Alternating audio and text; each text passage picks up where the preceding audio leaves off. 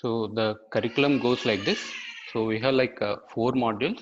In the first module, we learn about the software testing concepts, like what is testing, what are the different types of testing, what are the different levels of testing we have, how many ways we can conduct the testing, what is verification, what is validation, what are the different types of testing can be performed, how to actually write a test scenario, break down that scenario into test case, how to execute this test case, reporting defects. All this we'll discuss in module 1.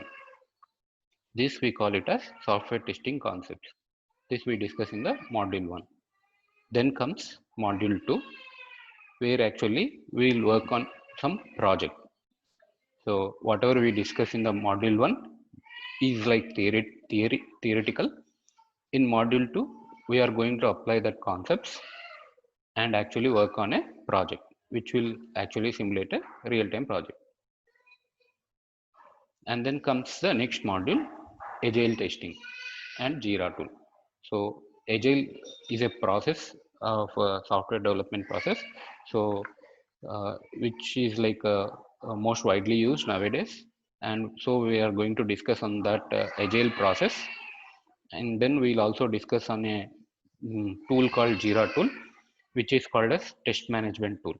So when we are discussing about Jira tool, we'll actually discuss what we can do using that management tool, like creating a project, creating an epic, how to create a story, how to actually write the test cases, creating the test cases. All will cover when we are discussing about the Jira tool in module 3. Then comes the last module, module 4, which we actually introduced recently, as knowing only manual testing is not enough, like to crack an interview or to crack a job. So nowadays database testing is an added advantage skill set if you are want to crack any job. So we included this as well, this SQL for database testing, this module.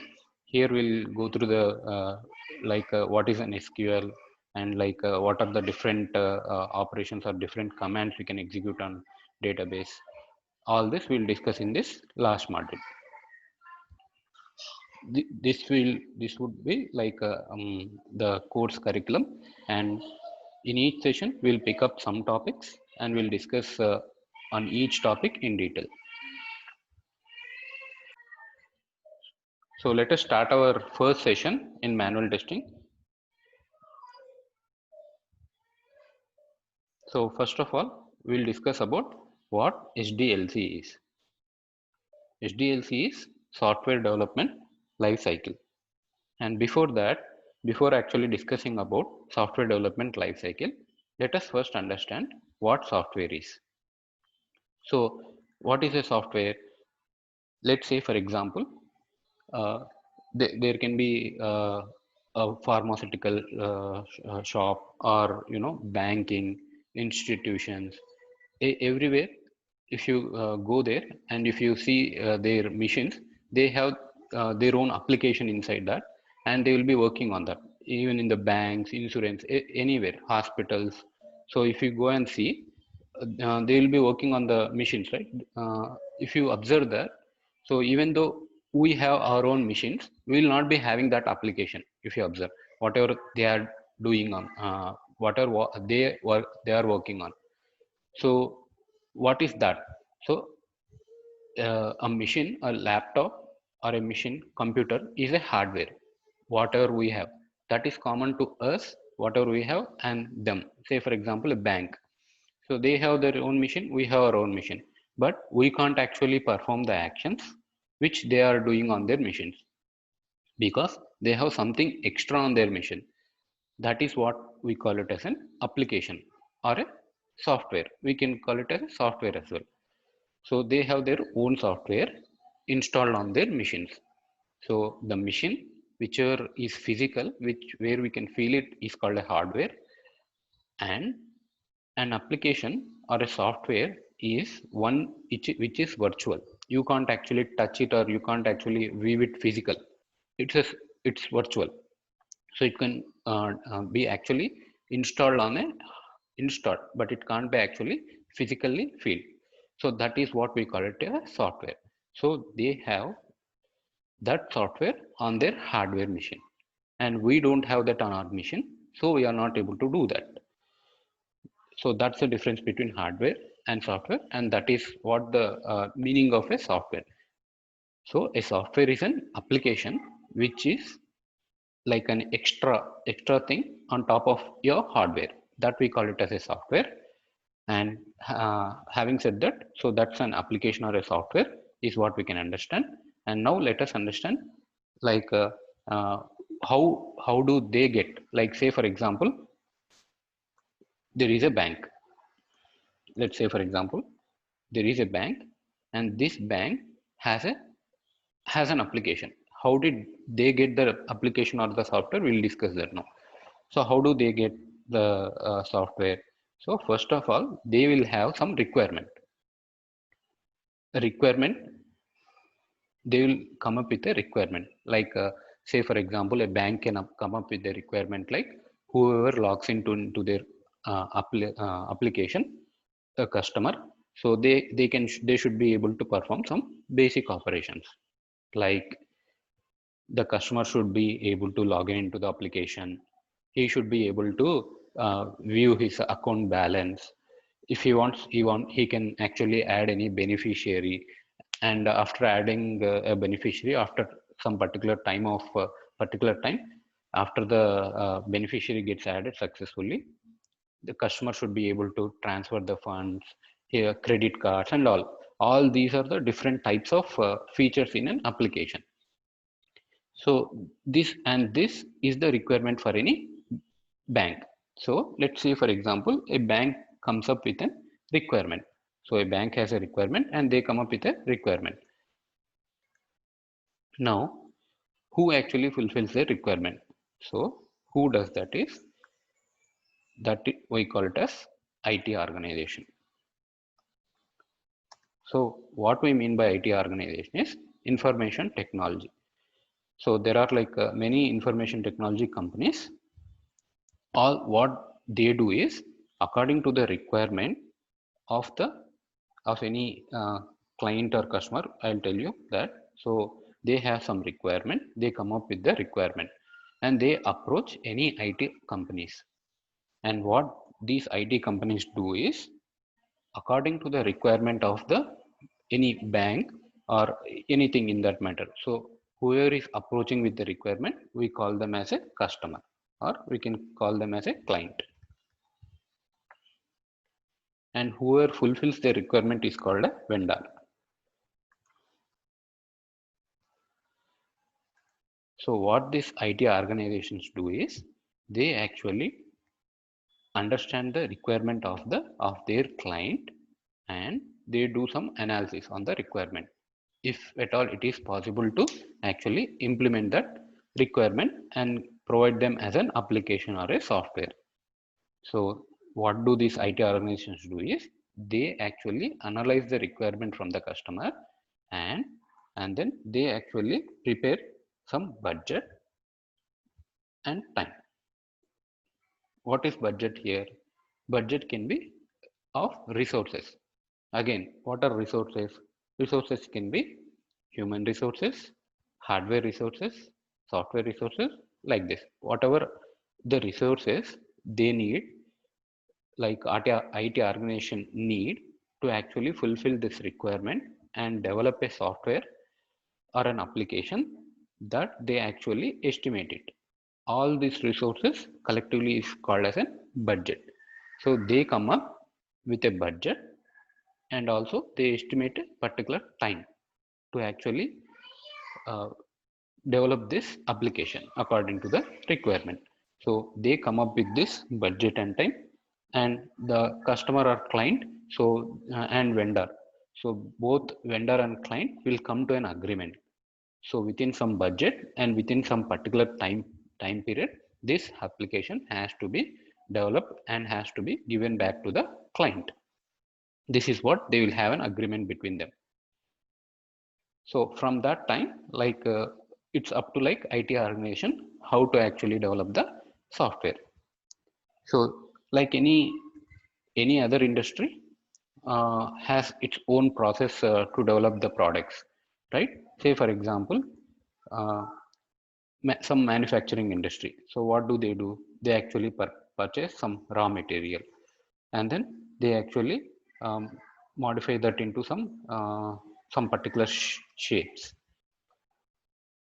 and then they actually assemble all the parts.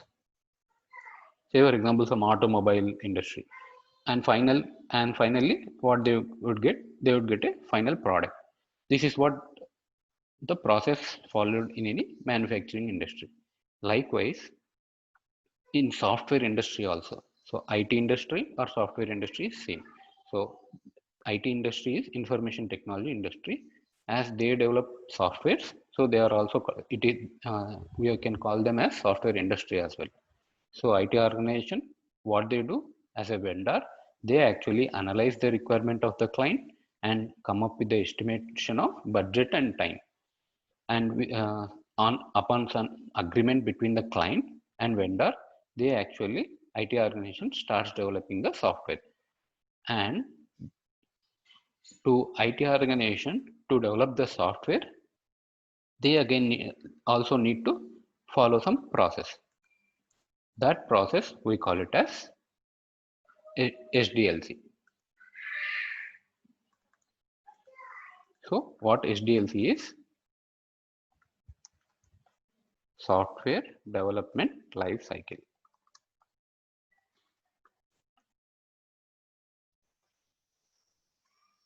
And here, so the process is called software development life cycle, and it has different phases in it. Like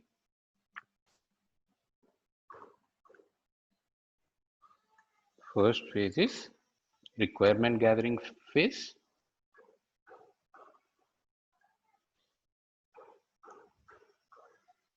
Then they design. They do a design how to develop the software. Once the design is done, they do the implementation. Some call it as coding phase as well. Both are same. And requirement gathering or analysis, both are same. And the second phase is design phase. Third phase is implementation or coding part. And then comes testing. And then last phase is deployment phase. Some call it as maintenance as well. And if you observe here, the first phase is requirement phase in the software development lifecycle. And what is SDLC? It's a process we follow to actually develop a software according to the requirement of a client. So the first phase in the process is requirement gathering.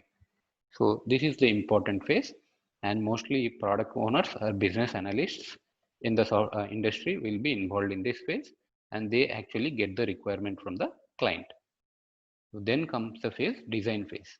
So here mostly architects will be involved who actually design the software at a high level. Then comes the implementation phase, where actually developers will be involved. So a software industry has like many resources, human resources, who actually play different roles, like business analyst, product owner. They actually get the requirement from the customer, and some architects, chief designers, they design the system, and there will be software developers who actually write the code for the software. So they implement the software. So they are called as software developers. Then comes the phase, software testing phase. So here testing will be done.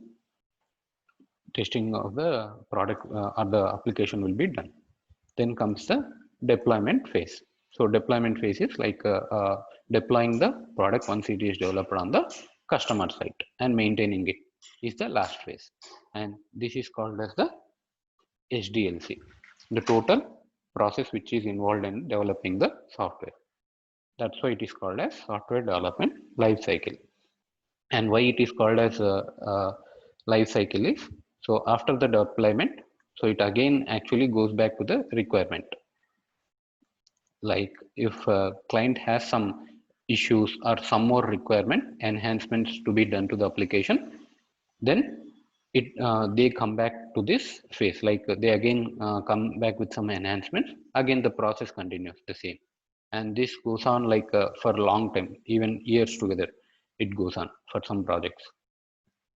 So this is what we mean by, as this is the continuous process, we call it as cycle, life cycle. Now, so if you observe, like here, the phase testing, in the testing phase, again, testing phase is divided into like different another cycle, which we call it as STLC. We call it as STLC, meaning software testing life cycle. Again, this software STLC again has different phases. Here, the first phase is requirement understanding. So there will be a testing team here, and yeah, before understanding like the testing team and STLC, let us actually understand why we need testing. So any application, say for example, you have some requirement of like buying a laptop, as maybe you wanted to attend some training sessions, or you wanted to play games like that. You have a requirement to buy a laptop. So what do we usually do? So we actually write down all the requirement which is which we wanted, why for the reason why you wanted to buy a laptop. Then what do we do? So according to that, we actually search on the market what can be the laptop which we can be purchased according to, which can be purchased within our budget. According to that, we either buy it online or go into the market and purchase it like in the shops. So then we come back and we wanted to install some favorite game or like a favorite app on the laptop. So installed it, but it is not actually, when you try to open the application on your laptop, so it is not working. It crashed. This is just for an example. So how do you feel? So it crashed. So we feel like disappointed, as we for our requirement we bought a laptop, and we as a like our favorite application we installed it, but it's not functioning according to the our expectation. Like it crashed, even it didn't even open. So we'll be disappointed and we even be frustrated, like, right? So why did this happen?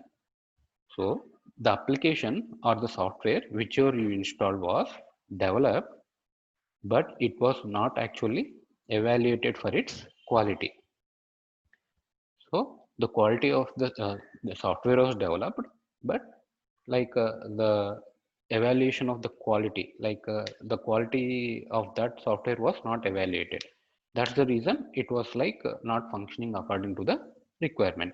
So in the same case, like any software industry, like they, if they develop something, some software, and they like according to the requirement of any client, they develop software, and if they give it back to the customer or client, let's say for example it's not working, and in our example we took bank, right? And if the banking application is not working according to the expectation, just imagine how the client feels. So he actually spends lot of budget on the developing the software, right? So if it is not functioning according to the requirement, or if there are like any issues, defects in the software, how do the client feel? So he even like gets frustrated, right? And might actually, this software organization might actually lose the fame and lose the business. So in order to avoid that, the product which is developed should be tested enough, like should be evaluated for the quality before it is released into the market. So with that, let me say that like software, let me take some notes here. So what is the testing? First, evaluating the quality of a software.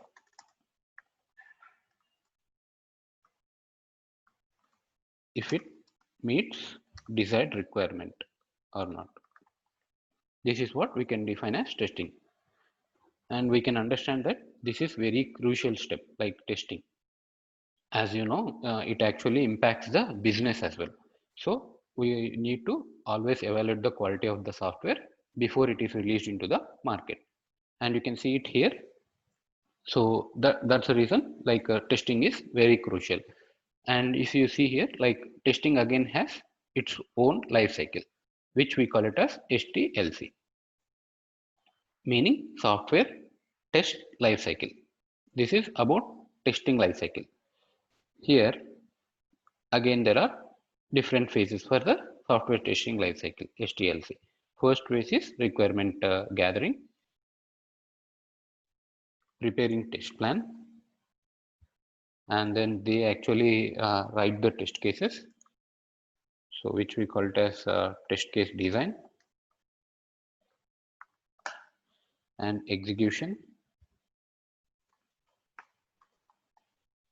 and finally they also prepare some reports. This is what the testing team does. So they in the requirement phase, like they actually understand the exact requirement of the software, and then uh, different modules, what would be the different modules involved in the software, what to be tested, all those will be discussed in this requirement phase. Then comes the test plan.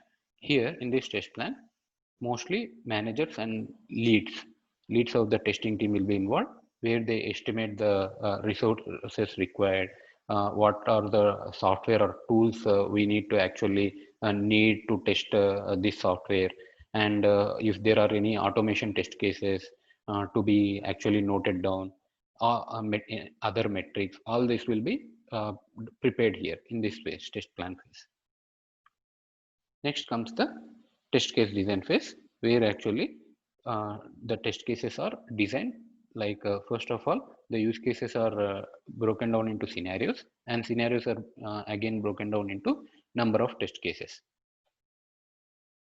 Once the test case design is done, those test cases will be executed on the software.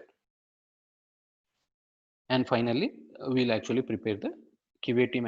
QA team in the sense like testing team is also called as QA team. So what QA is? Quality assurance. So remember that QA team is quality assurance team. So this is the terminology used in the industry. So they don't call it as testing team.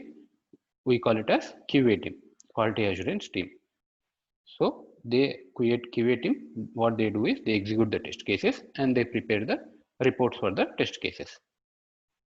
So this is what about software test life cycle is. We'll again like discuss in detail about STLC in the coming sessions.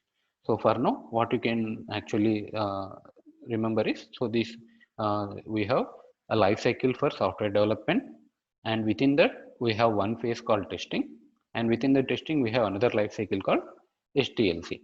And we usually what happens here is like to keep it simple, you can see it here.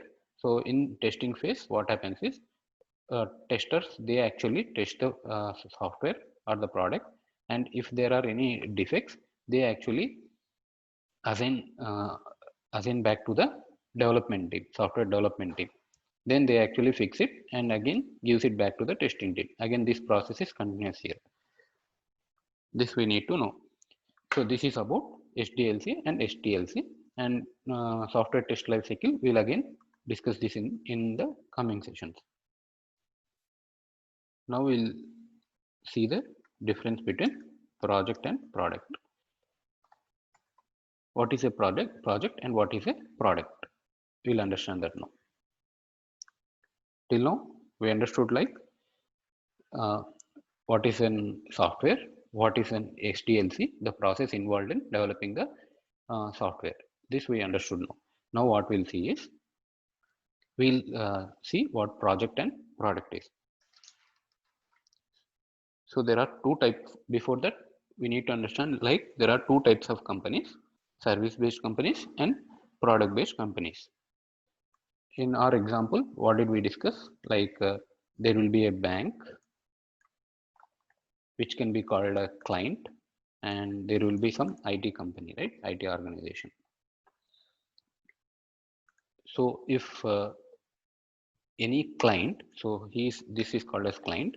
So any client, like any IT organization, if it is actually developing an application or a software according to the particular requirement of one client. So he is a client, right?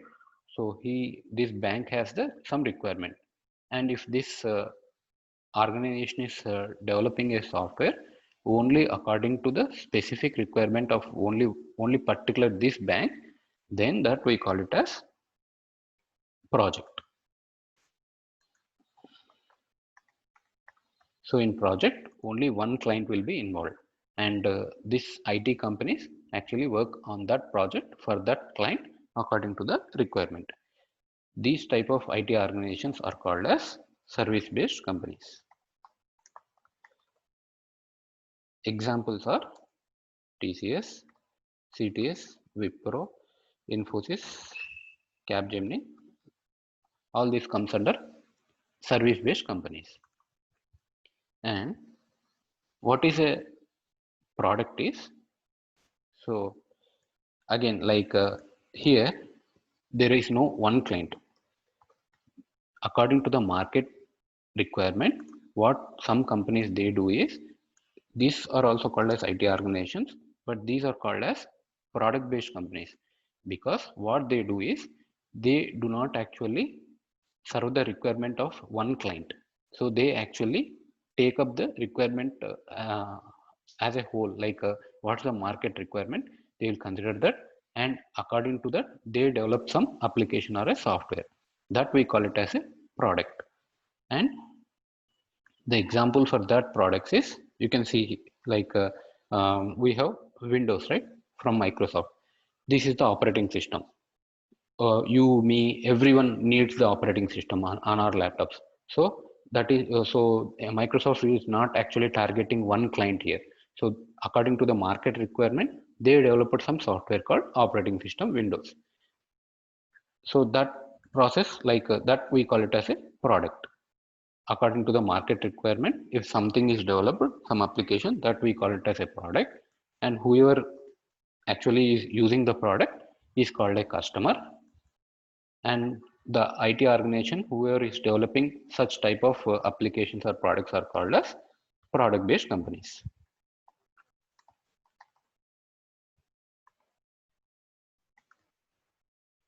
So examples are like yes, Microsoft.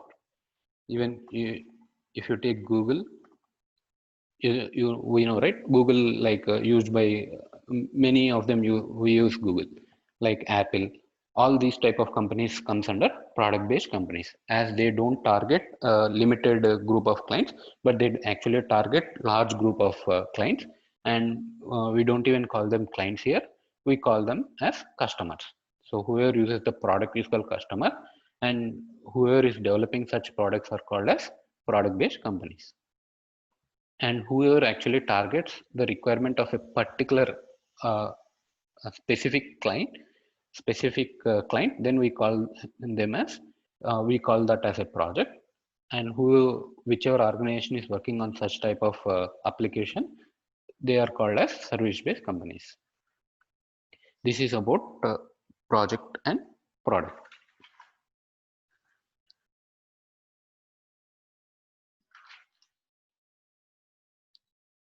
Now we will understand what white box testing and what black box testing is.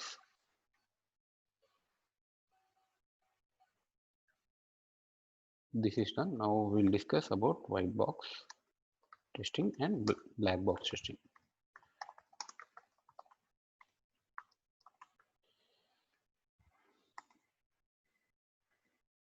Very important in the interview point of view. And before that, we need to understand the collaboration between two teams while developing the software. There are number of teams in the software industry, but mainly two teams are like crucial in developing the software. First one is development team. What they do is they develop the product. or a software. So whenever from now onwards, whenever I say develop product, software or application, everything is same. And what this development team do is they actually write the code for the software. So what is a code? So a code is a set of instructions. Code is a set of instructions given to the system to achieve a particular task. That development team does it using some programming languages. So they actually learn some programming language, and so that the system understands only the programming language, developers actually write the code in the sense set of instructions to actually perform a particular task, that we call it as a program. And many such programs, it makes one project or one product. And for that, what they do is the requirement is divided into different modules. So you can see here, like this can be one module, and development team, what they do is like this, there can be number of modules for one requirement. So whenever I say requirement, it can be a feature or a functionality in the whole product. Let's say, for example, again, if we go back to the banking application, so just logging in into the application itself can be one functionality, and view account balance can be one feature, adding beneficiary can be one feature, like that. Feature, functionality, both are same. If I say feature or functionality, both are same. And so the requirement can be of many features. Again, what this development team does is these feature, one or more features they'll pick up, and this, to develop one feature, they will write one or more modules. So this we can call it as modules. So module 1, like this, module 2, module 3, like this they go on develop the features according to the modules, development team. And also what they do is, in order to test the internal logic of each module, they do some testing. Like they have written some logic inside one module, and they wanted to actually verify if that is working according to their expectation or not. So they do a small type of testing within the module, that we call it as unit testing. In order to test the internal logic of one particular module, what developer team does is they actually do some kind of testing, that we call it as unit testing, each module. And also, once like many modules are developed to achieve one particular feature or functionality, what they do is they actually try to test one module, like how the communication is going on from one module to another module. Like all the modules, why all together, like when we integrate all the modules, how it is working, the internal logic, whatever they have written, the code, how it is working, they also test that we call it as integration testing. So unit testing and integration testing will be done by the development team. Then what do like then comes the QA team part. So development team, they actually pick up the requirement and they write it down all the features and functionalities. And for each feature, what they do, they actually break each feature or functionality into modules, and each module they will develop, and each module they will test even, that we call it as unit testing. And as a whole, for all the modules, like how one module is talking to other, how they are communicating, that also they will be testing, development team. So that testing we call it as integration testing, as we are actually integrating all the modules and testing, that is called as integration testing. Then comes the role of QA team, that is quality assurance team. So what do the QA team does? So when this whole process is like under development, what QA team does is, so we already learned like QA team has some phases, like uh, requirement phase. Then they prepare test plan, they write the test cases. This we discussed just now as part of STLC. they actually write the test cases. So what a test case is, say for example, we have a login screen. Let me put it here. We have a login screen and we have some username field and password field. We also have some submit button here. Let's say for example, this is username, this is password, and this is submit button. This say for example, this is submit button. So what do? We actually perform some in order to you are given this application or this small login screen to actually test this. So what do? We perform some step-by-step action to test this application. First step, what we'll do, we'll first open the application. Maybe if it is web-based application, we actually access the URL and open the application. Next step, what we do, once we get that login screen, we provide the username. Then we provide the password. Then we click on submit, and then we'll, as last step, what we'll check, we'll actually verify with the expected output. On clicking submit button, we will verify if it is working according to our expectation or not, is what we'll see. And this whole process of step-by-step performing step-by-step actions to test some feature or to test some application is called a test case. That is what we mean by a test case. Again, we'll come back here. And so, like QA team, what it does, it understands the requirement, writes a test plan, and also writes the test cases. Then what happens is QA team actually, once they write the test cases, they need to execute these test cases. For execution of test cases, what do they do is, development team, they write the code. Code is like using the programming language, they write the code, that is fine.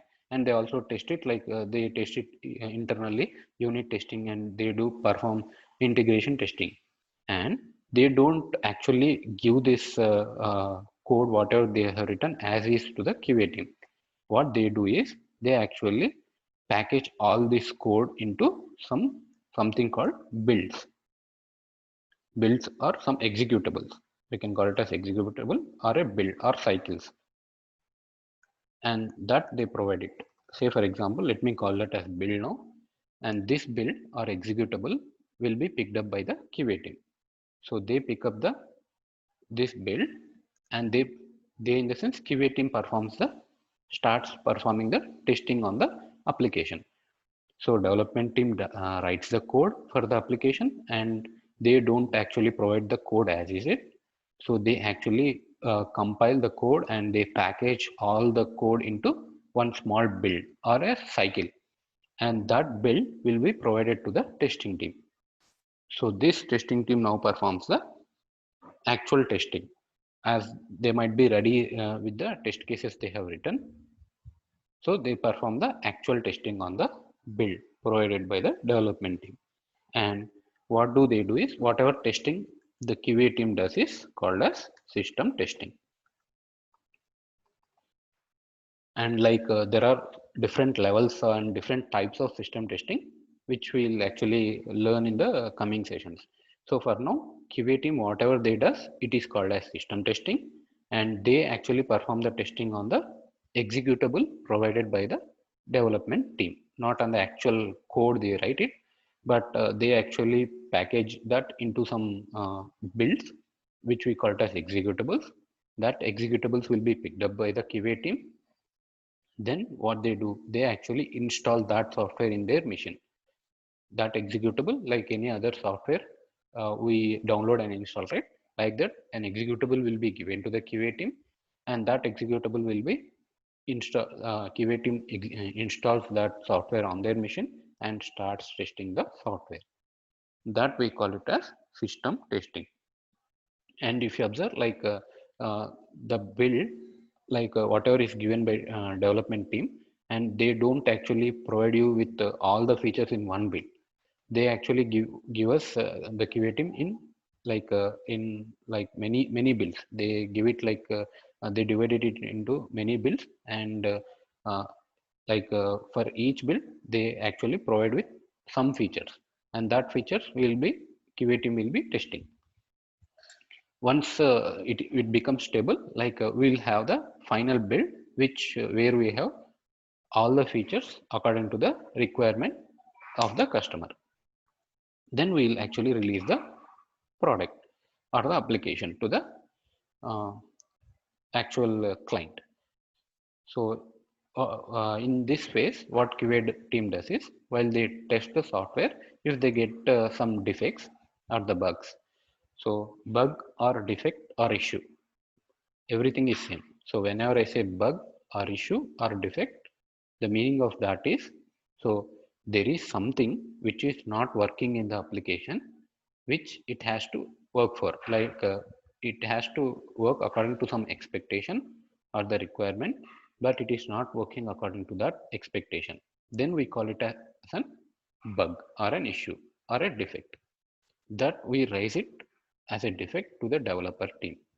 Then developer team, they actually work on that defect, and they fix that defect and make it work according to the expectation. Then again, what testing team does is, they actually retest it. They actually perform retesting on the same test case, and they will make sure that it is working as expected.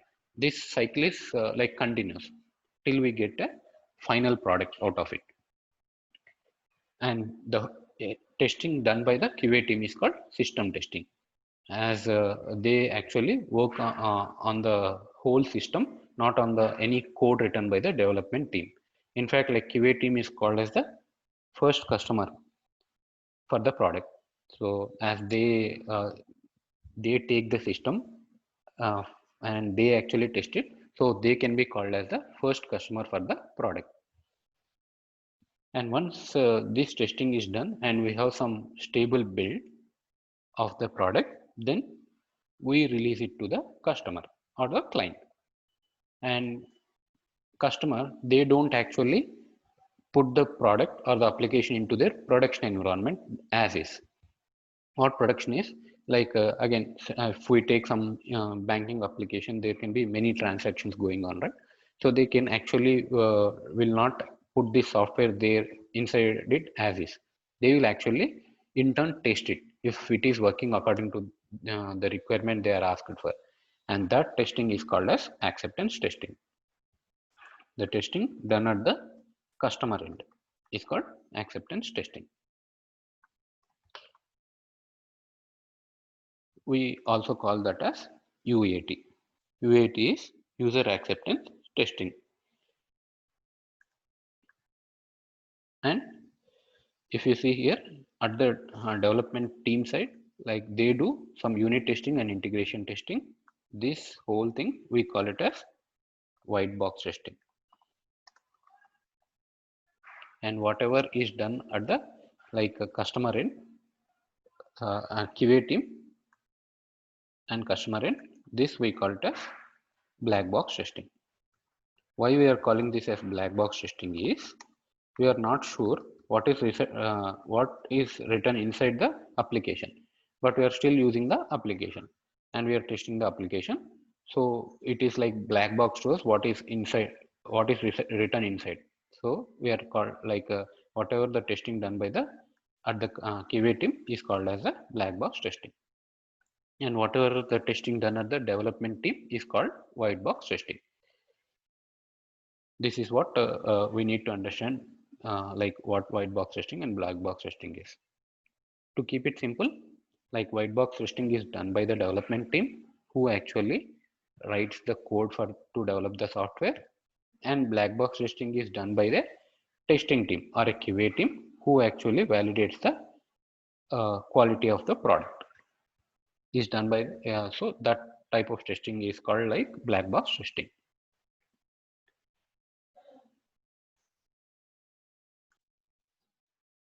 Next we'll discuss on V model.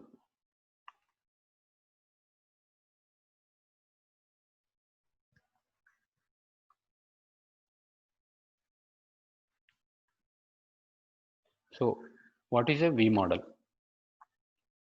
So this is again a process to develop the software, and one of the process is called as V model. So why this is called V model, we'll see now. As you can clearly see here, it's in the shape of V. That's the reason it is called as V model. And how how it works is we'll see that now. So in the first phase of V model, what happens is it is called as BRS, Business Requirement Specification, or it is also called as Customer Requirement Specification, or URS is User Requirement Specification. Anything is same. So at this phase, first phase, like what we do is the product requirements are understood from the customer's perspective, and as this phase involves detailed communication with the customer, so to understand his expectations and the exact requirement, that we actually do it at this phase, at this requirement specification phase. And this is very important activity and needs to be managed well, as most of the customers they are not even sure about what exactly they need. So we need to have a better communication with the customers and get what the requirement is here. And these requirements we usually get it in document types, usually we get it as documents. And mostly here product owner or business analyst will be involved at this phase. And next comes the SRS phase, that is software requirement specification. Here, this is also a document that captures complete description how the system is expected to perform, for functional and non-functional requirements. We'll go through what functional and non-functional testing in the coming session. But for now, you can think of it like the actual communication between the customer and the product owners will be actually written in very, it will be at a high level. It will not involve any technical terms, that we capture into some documents which we call them as BRS or CRS or URS, the meaning of which is business requirement specification or customer requirement specification, or it can be called as user requirement specification, that we capture that into some documents, and then that is divided into something called into some software terminology, that we call it as software requirement specification. And this actually should capture the complete description about how the system is expected to perform for both functional and non-functional requirement. This is what is done at this phase. And then comes the HLD phase. HLD is high level design. Here, so the architecture is designed in this phase, and here more than one technical approach will be proposed by the architects, and based on the technical and some financial feasibility, the final decision will be taken. And what the data transfer, communication between the internal modules and with the external systems, everything will be clearly understood and defined at this phase. This phase is called HLD phase, high level design. So whatever the design required to actually develop the software will be discussed here, and mostly architects and chief designers will be involved at this phase. And they actually discuss more than one technical approach, like how can this software be developed, and finally they will decide it on one approach. This is done at this phase. And next comes the LLD phase. So LLD is low level design. So low level design in the sense, whatever system design has been done in the high level design, that will be broken down into modules, as we just now discussed what developer team does. So they actually divide the actual design into modules and will make sure that design is compatible with the other modules in the architecture. That is what they will make sure. And if that is actually compatible with the other external systems which are involved, that also this at the phase of LLD, that will also be taken care.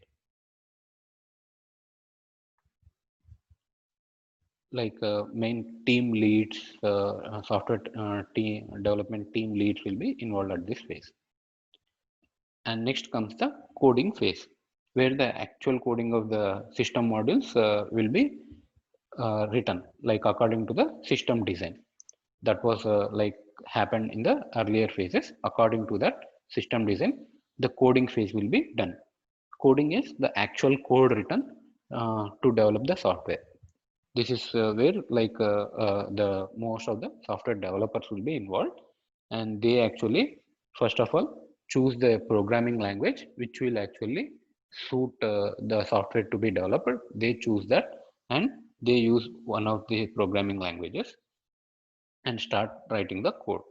Here, while writing the code, they also will make sure all the guidelines and standards are followed for writing the code using that particular programming language. This is what the like how the software is developed. And once the software is developed, then comes the testing part.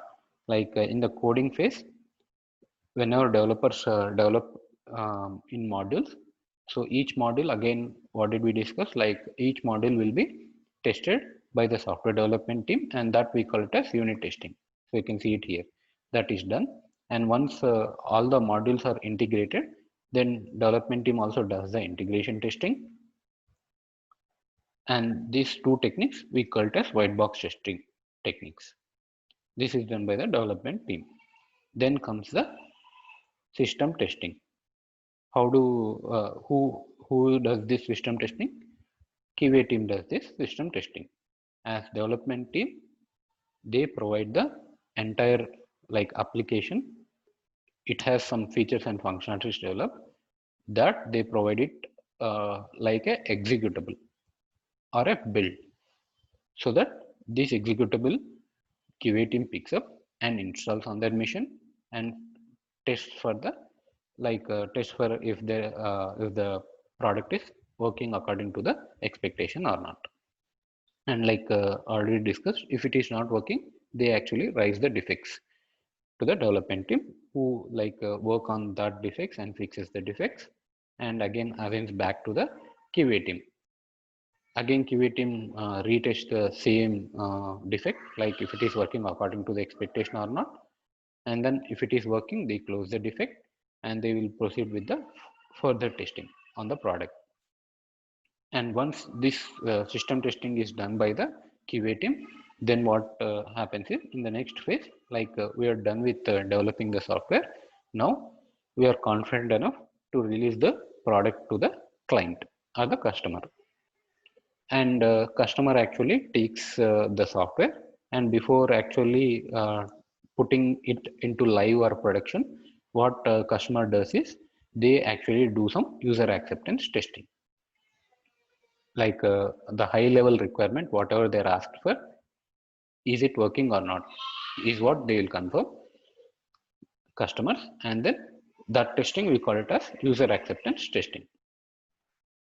And if you observe, this type of testing, like once the executable is given by the development team, whatever testing is done on that is called as the black box testing.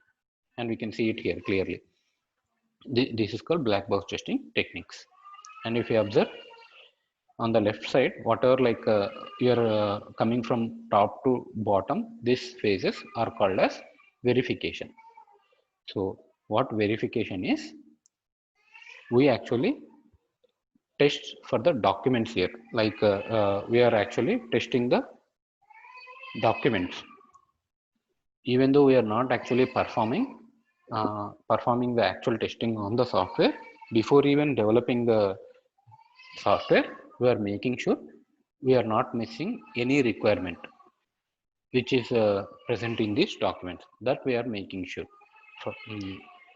So that we call it as verification phase.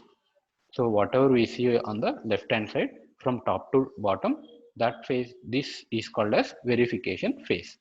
Mostly like everything, if you observe here, everything has the documents, and like in this requirement specification, it is specified in the document. And SRS will be having documents. SRS is software requirement specification. Design also involves some documents, high level design, even low level design will also have some documents. All these documents will be At each phase will be verified, like in each phase they will be reviewed to make sure that no requirement is missing and the system is like designed like according to the requirement or not, will be make sure in these phases. So this we call it as verification phase till this coding phase. Once coding is done, we have the software in hand. Then starts the actual execution on the software, like the testing will be started on the actual software. That we call it as validation. We validate the software once we get it as an executable.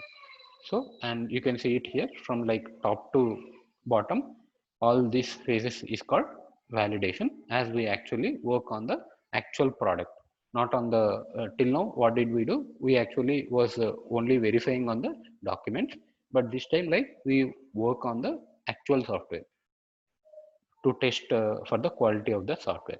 That's the reason this phase is called validation phase.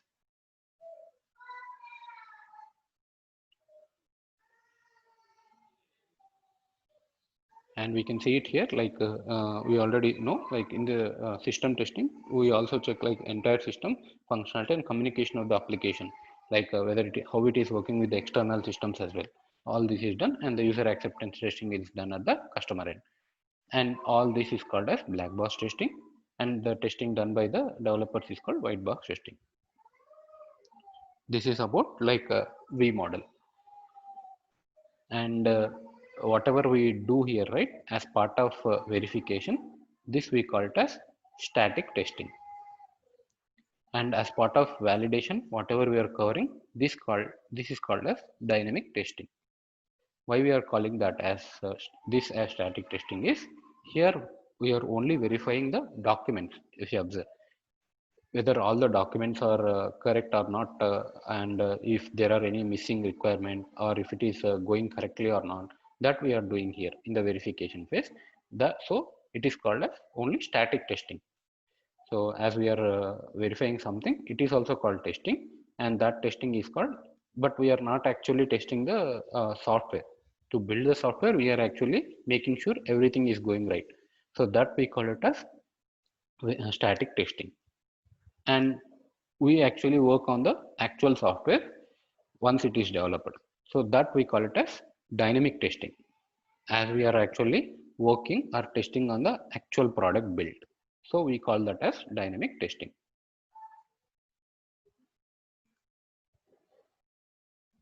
Let me put it here.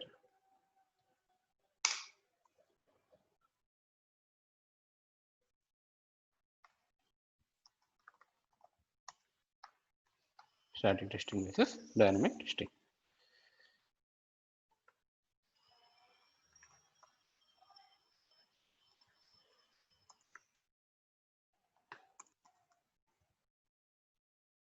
Now we will discuss on reviews.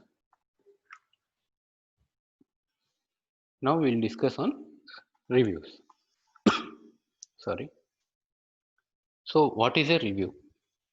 We wanted to review, like before, during the phase of software development, we wanted to review the documents like whatever we are going to use it during the phase of the whole software development life cycle. So what we can actually define a review is, it provides a powerful way to improve the quality and the productivity of the software. Why? Because we are actually we need reviews. So what first of all review is, in the sense like whatever we are doing, we started something, working on something, we actually need to uh, have a review of what we are doing, and this we need to do during the development itself. So we should not be like doing something and then review, come back again, redevelop it. We are not going to do that. So reviews will be happening in the during the software development itself. So why do we need to do during the development itself is, so that we'll get early feedback on the product which we are developing, so that we don't need to actually rebuild the whole architecture. So that's the use of having reviews on whatever we are actually working on. Like say for example on the verification or like a validation, it can be, but we need the reviews on whatever we are working on. And these reviews, who does these reviews?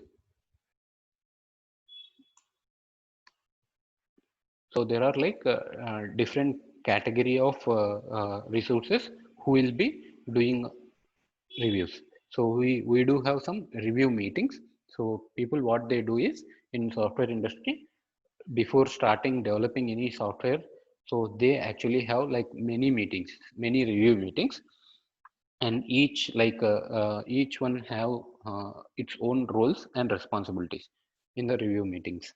And why these review meetings are conducted? To get the early feedback on the product. If we are going according to the requirement of the client or not, are we deviating, are we missing any requirement, or are we doing something wrong? That all this can be captured during these review meetings.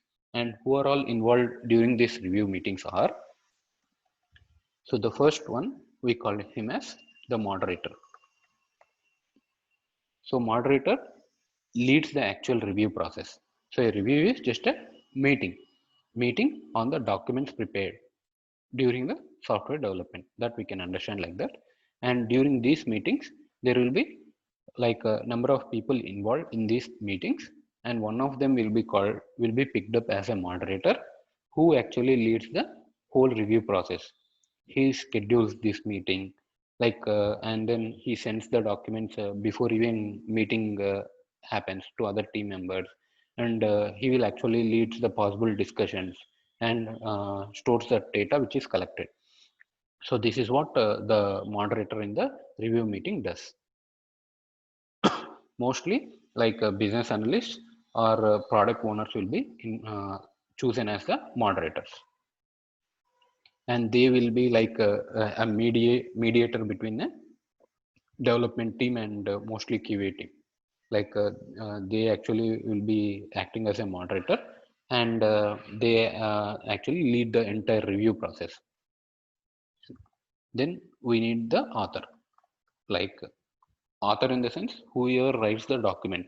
So whatever the document we are going to review now, that is written by whoever writes the document is called the author.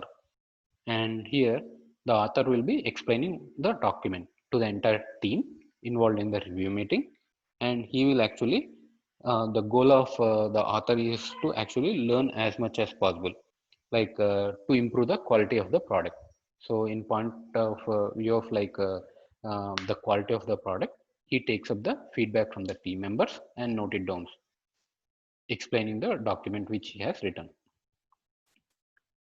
And there will be a scribe or recorder. We call him like a scribe. We can call that person as a scribe or recorder, who actually will be noting it down, all the defects found, and any suggestions or feedback given by the other team members who are involved in the review meetings. So there will be a role of one person who we call as recorder or scribe, who actually records the defects found while discussing in the document, or if there are any suggestions given by other team members, or if there is any feedback given, all that will be noted down by this team, like this member called scribe or recorder. We call him recorder. Then comes next one is reviewer. So what reviewer does is, next comes reviewer. All these all the different roles involved in the review meetings. So there can be more than one reviewer in the team meetings, in these review meetings. And what they do is, they actually review the document which the author is actually explaining to the entire team. So these reviewers, they will be listening to the discussion, and they will actually try to find if there are any defects in the document under discussion, whatever the document is under review and which is explained by the author. What these reviewers they do is, they actually check if there are any defects in the document, and if we can have any further improvements in accordance to the business specifications, and if we are following the standards or not, is it according to the domain knowledge or not. All this will be done by the reviewers in the meeting. And there will be some optional role called manager, where he actually decides on the execution of the reviews, and like allocates the times and the project schedules according to the discussions involved in the meeting. These are the different roles and responsibilities who are all involved in the review meetings. And remember, review meetings are very important. Like we get the early feedback during the software development itself, so that even if there is something going wrong, we can actually correct it at the early stage of development. Like early we find any defect in the product, so it will be a minimal work to actually work on the redevelopment. That's the reason these review meetings are very important. So we learn like what are the different roles and responsibilities who are involved in the review meeting. Fine. Now what has to be reviewed? Fine. This is the meeting, and what has to be reviewed? So there can be requirement review. At beginning first phase, we'll get the requirements, right? So we'll have some requirement review first of all, and then comes the design review. Once the design is like fixed by the architects, they actually schedule some review meeting, and will discuss this about the design with all the other team members involved. And then there can be code review. So in the code review, a software developer who writes the code like will be reviewed by his peer. That is called as code review. And test plan review, all this has to be reviewed, like a test plan written by the QA team. Like mostly managers or leads will be QA leads will be involved at this phase, and this will also undergo a review, this test plan. And then there can be test case review as well. So for each module or feature, test scenarios will be written by the testing team, and test cases like will be breaking down that scenarios into test cases, and all these test cases written by the QA team will also go through like will have a review by the entire team. All these are the different types of reviews which will be conducted at each phase. And this is fine, like who are all who will be involved in the review meetings we learn, and what will be reviewed also. Fine. Now how it will be like reviewed, that we need to know. So there are like some types of like 3 types of reviews. So the first one is walkthrough. We call this as walkthrough review meeting. And here in this meeting, it is called first of all like a semi-formal meeting. It is not like a formal meeting, but it's just a semi-formal meeting. And this review type, in this type of review meeting, what the usual discussion will be is uh, it is done just to establish a common understanding of the document. Like author whoever is actually uh, whoever wrote the document, he actually presents the document to the stakeholders, both like within and outside the software discipline as well. And like he will actually gather the information regarding the topic. So even there can be stakeholders who are out of software discipline, so there will not be like much like technical terms involved in this type of meetings, and they will actually make sure that there is a common understanding among all the stakeholders involved in that software development process. And this is usually done like for the high level documents like requirement specification, architecture diagram, like that. This is high level. This is done for the high level documents.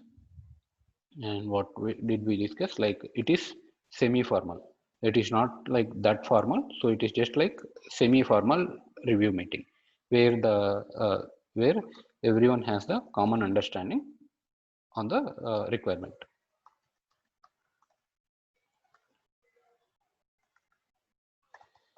This is what one of the type of the review is.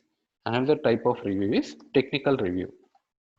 We call it as technical review, and this is like a informal review.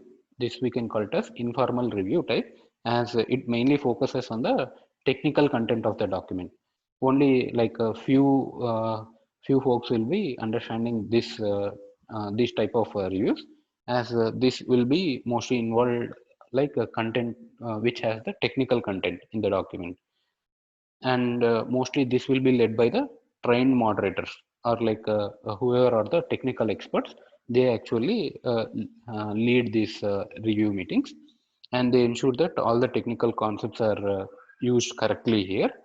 And like this will be performed usually with a peer, and here like architects and chief designers will be involved, and there won't be any management team involved in these type of reviews. So this is, that's the reason it is called as informal, and it is done between peers. And why this is done is it mainly focuses on the technical content.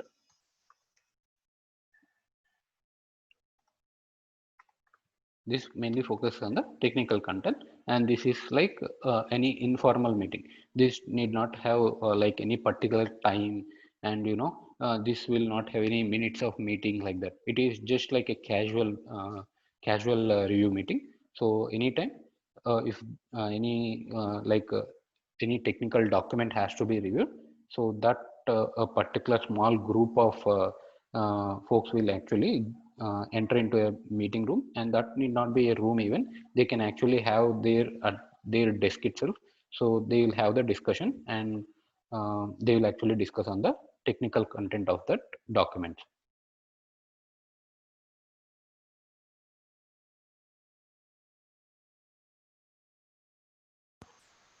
So this is about the technical review meetings, and this is one of the types of the reviews.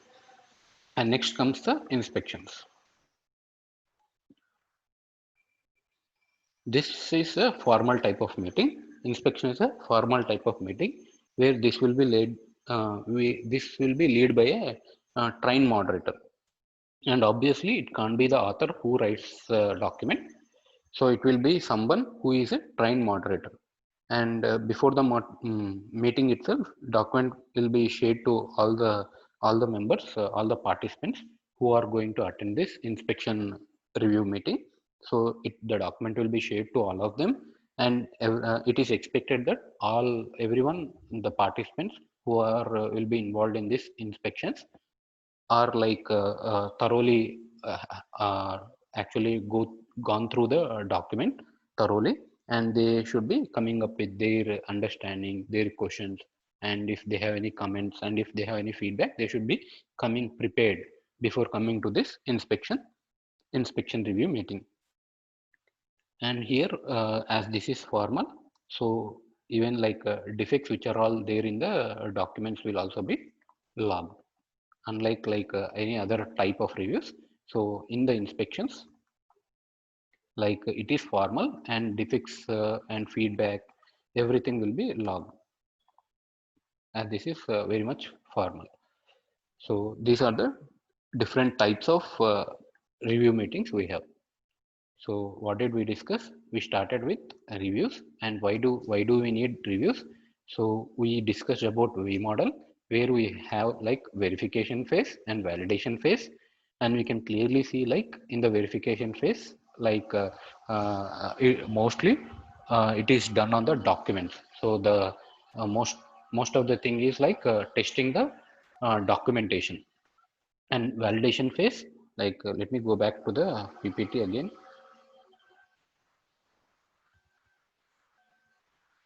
So here we can see at the verification phase, mostly it is like uh, reviews, reviews done here. We can see here, it is mentioned as reviews. So mostly the documents will be reviewed here. before developing the product, and or we can say during the software development many reviews will be done on the documentation, and this is called a verification. And once the software is like developed, then comes the actual testing, that we call it as dynamic testing.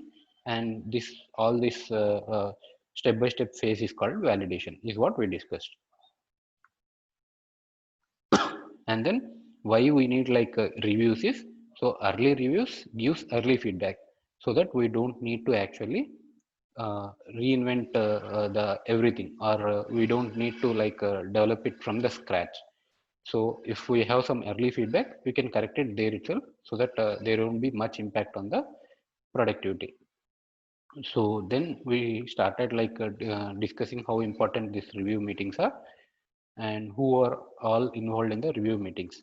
These are the different roles and responsibilities who are involved in the review meetings.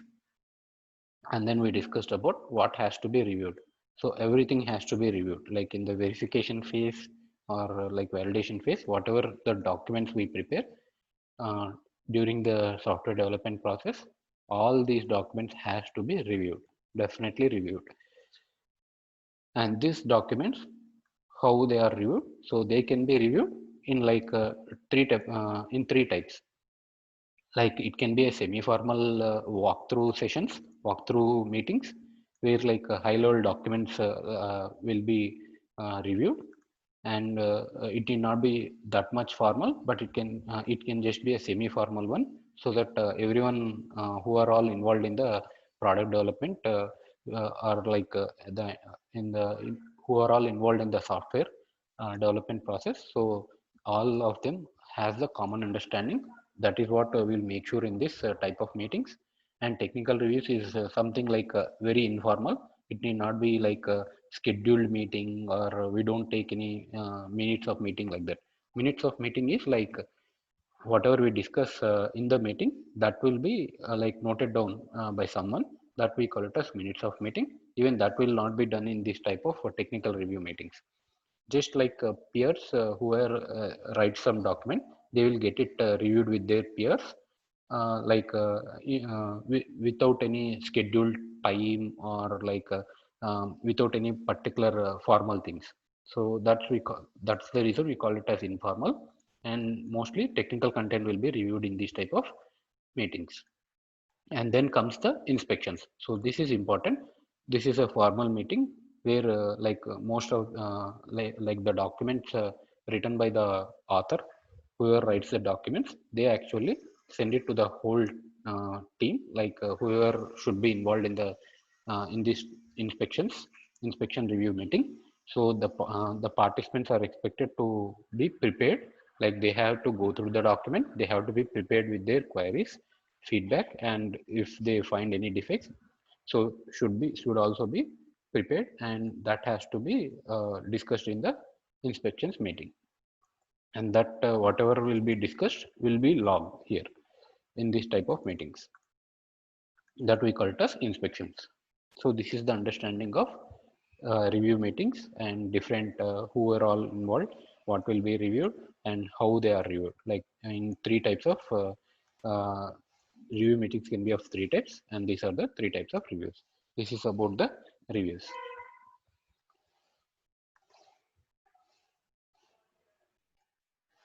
Now we'll see the difference between, like we already saw this verification, or we can call it as static testing.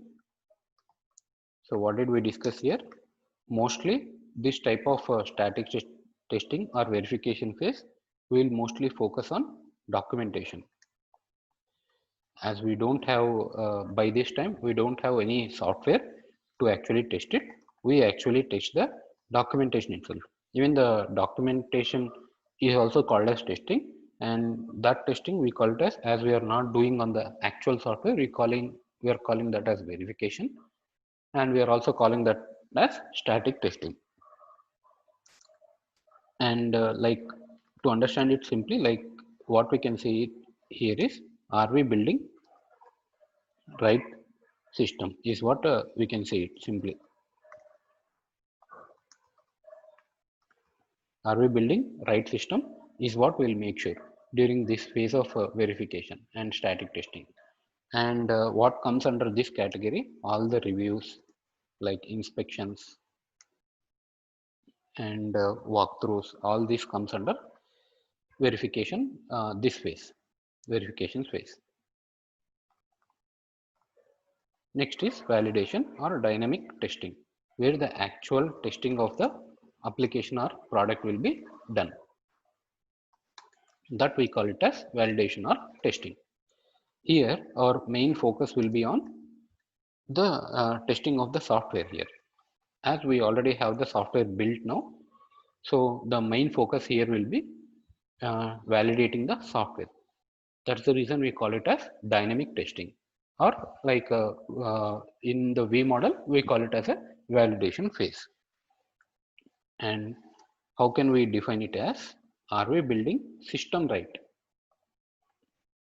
So, so observe the difference here.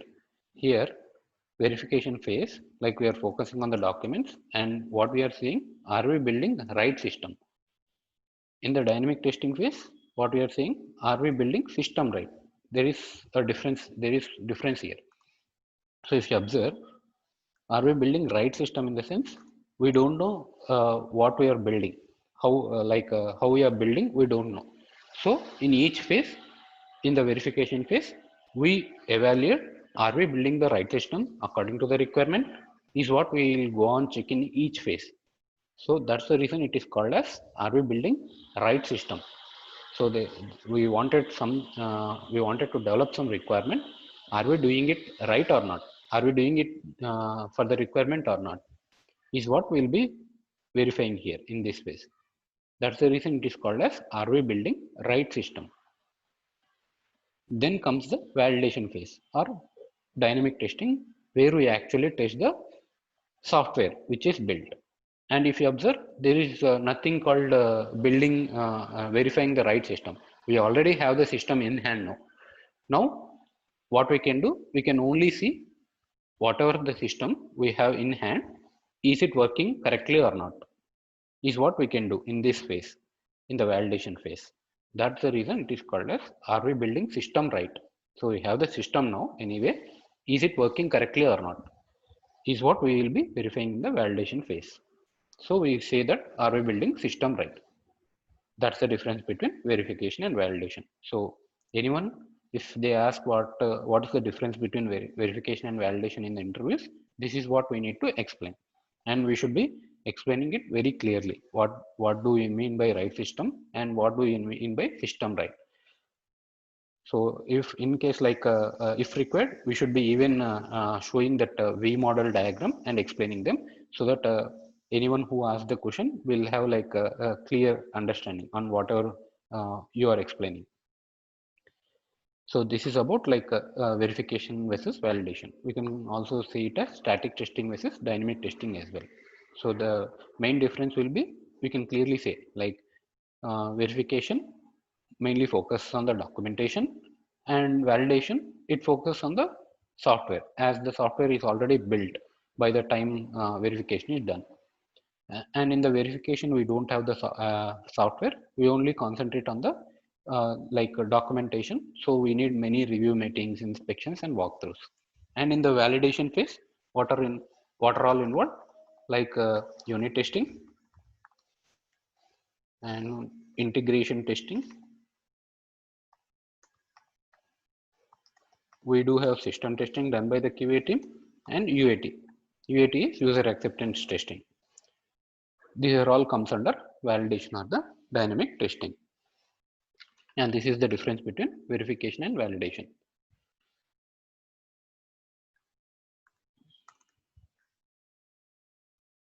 Now we'll discuss on different topic. Next topic is about what QA is, what QC is, and what QE is. This is the terminology used in the industry, mainly in testing. They use this terminology called QA. You will be listening this, QA, QC, QE. So we'll see what the difference between this is. Let's understand that with an example.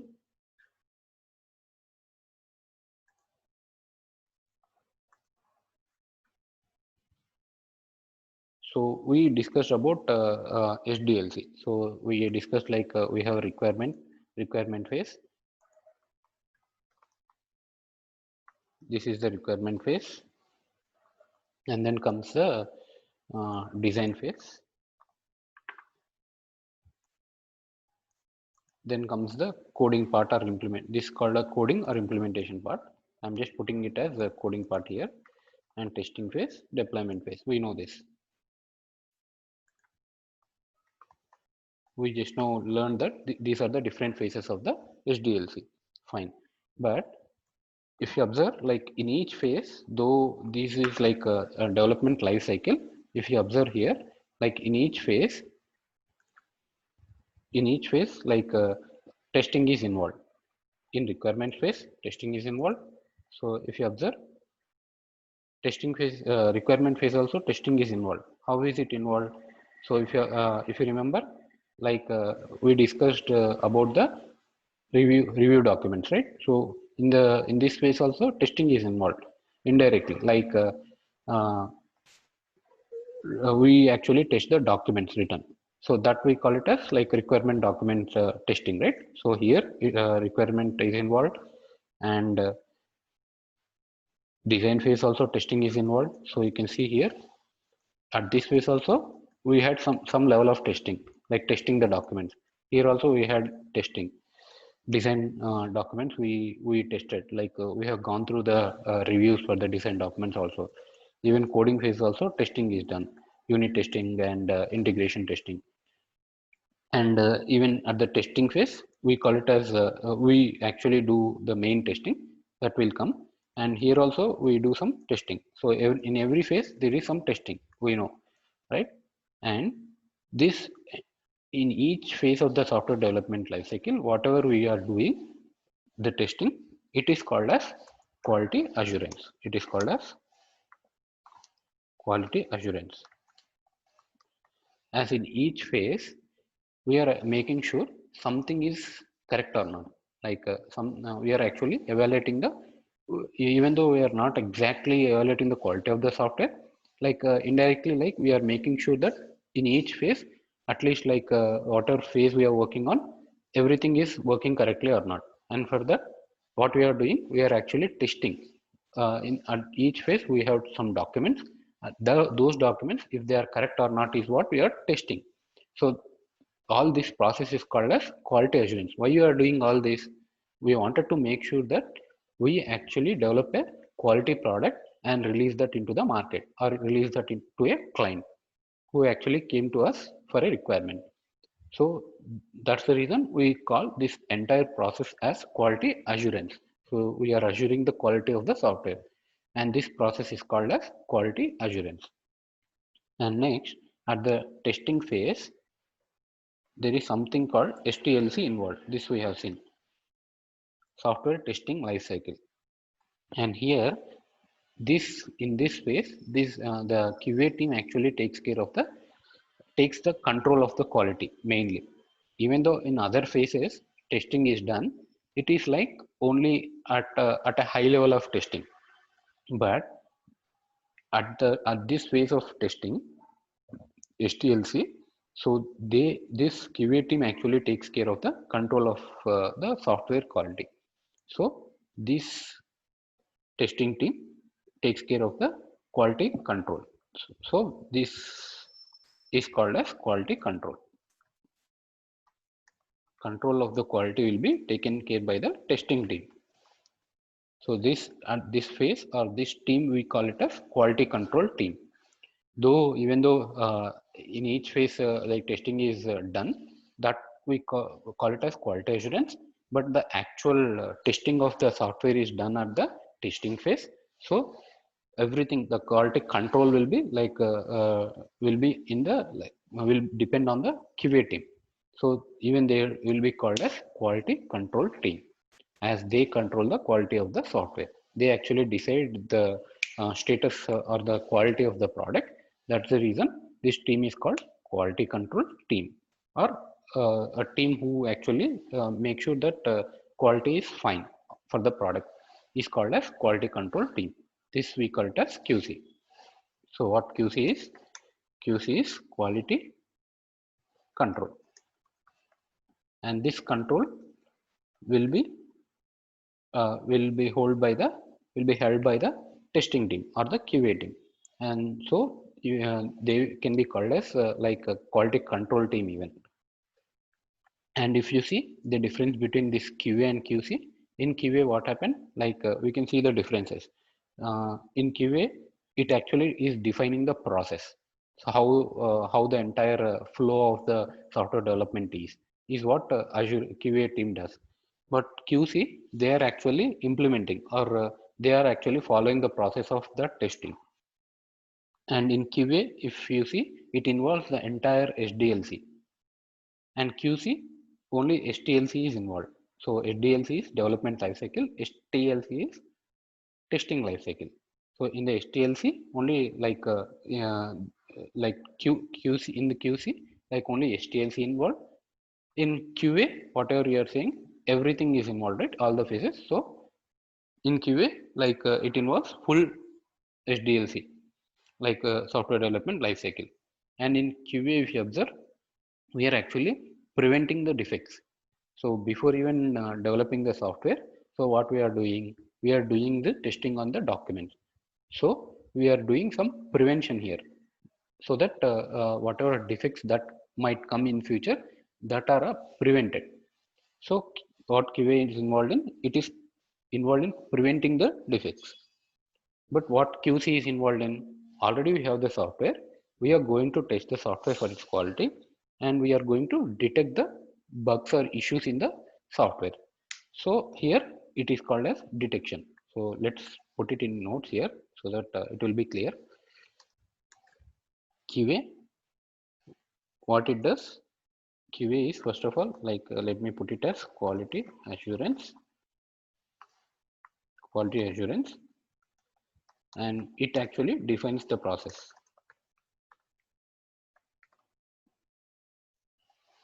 And QC, it actually follows or implements the process.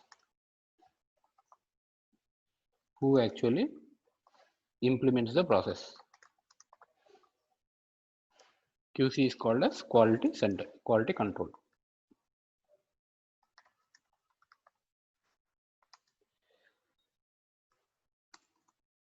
And then what's another difference?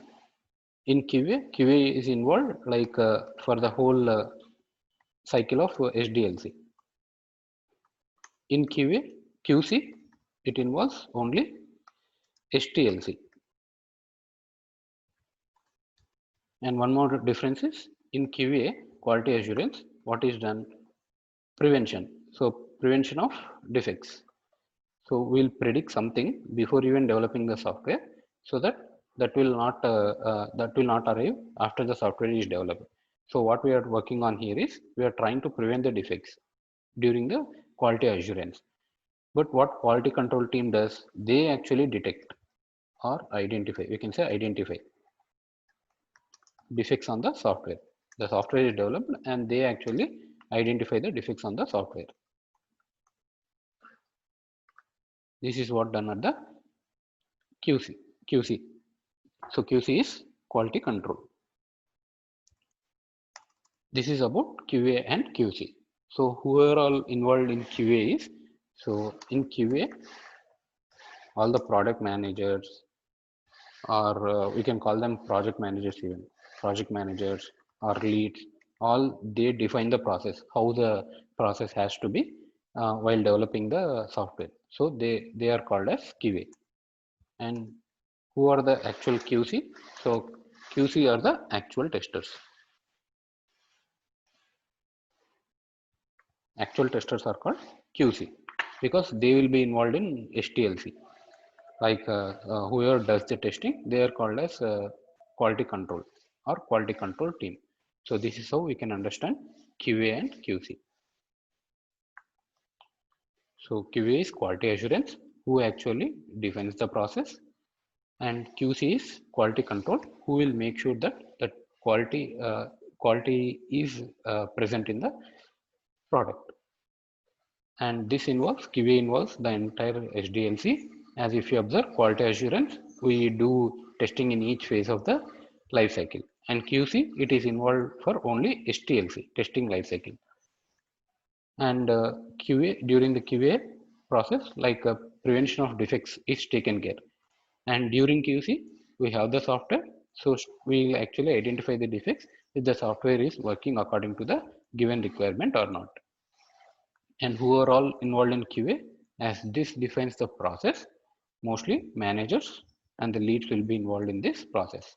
And QC, so mostly testers who actually implements the process, who actually executes the process, they are called as testers, and they belong to the QC. And this is the difference between QA and QC. Now we'll understand the term QE. What QE is? The full form is quality engineering, and we'll see what quality engineering is now.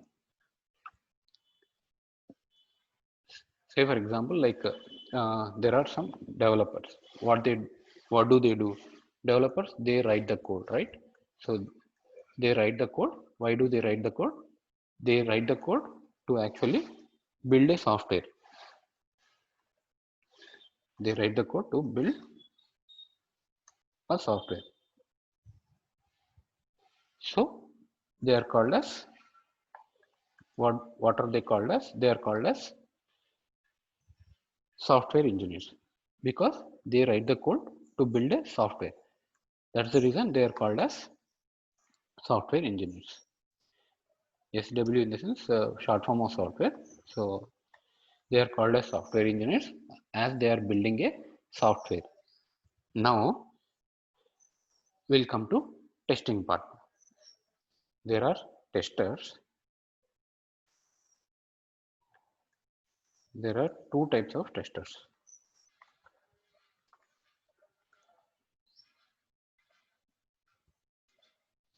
Manual tester, who actually does the manual testing.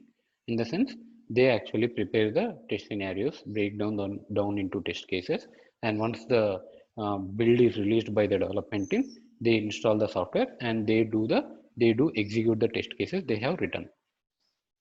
This team is called manual testing team, and there is another team which is called as automation team. So the purpose of this team is like this team actually automates the test cases. So every time the test cases are not executed or executed manually, their even test cases are executed automatically even. And for that, we need to write the automation code. So using some automation tools. So when we write the automation code, what happens is we don't need to execute the test cases manually. The test cases are executed automatically. And for this, what automation testers they do is they also write code, but they are not writing the code to build the software. They are actually writing the code to test the software. That's the difference here. Developers, they are writing the code to build the software itself. But automation testers, what they are doing is they are also writing the code or script to test the software, but they are writing to test the software. That's the difference. As they are writing the code to test the software, they are called as quality engineers. As testing, we call it as quality. So in testing, we actually see for quality, right? So they are called as quality engineers as they are involved in testing. So in testing, there are two types of teams. One is manual testing team, who does actually write the test cases and execute the test cases manually.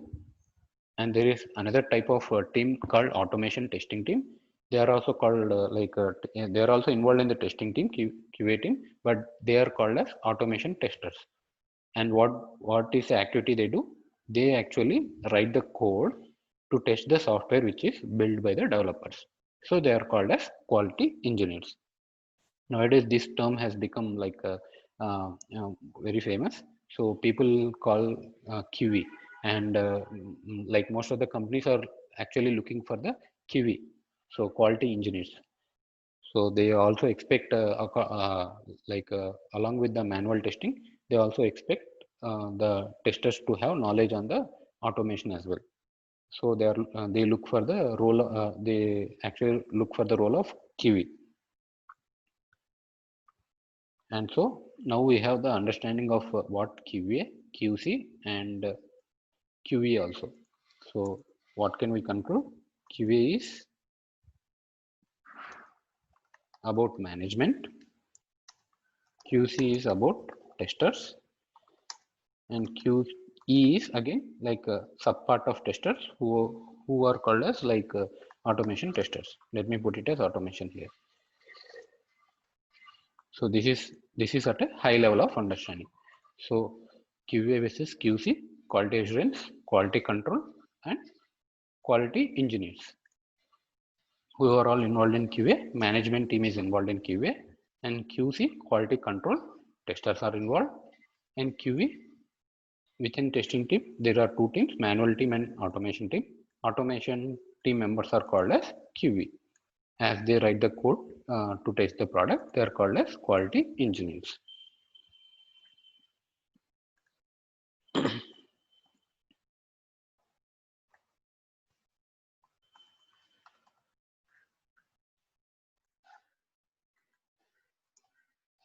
Now we'll see what system testing is. So we saw like system testing and UAT is called as black box testing, right? They are called as black box testing techniques. And what is all involved in system testing is done by the QA team, testing team, right? So what are all the activities they do is they first understand the requirements.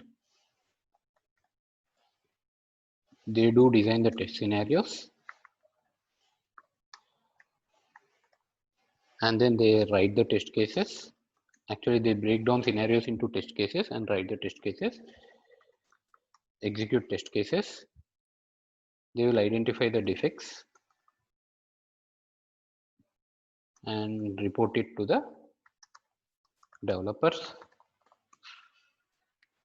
And they also participate in review meetings.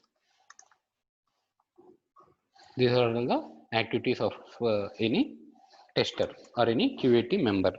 Along with that, if he is an automation engineer, so just now we saw automation engineer or QA engineer, or we can just say quality engineer. If he is quality engineer, so there are some more responsibilities of writing automation scripts.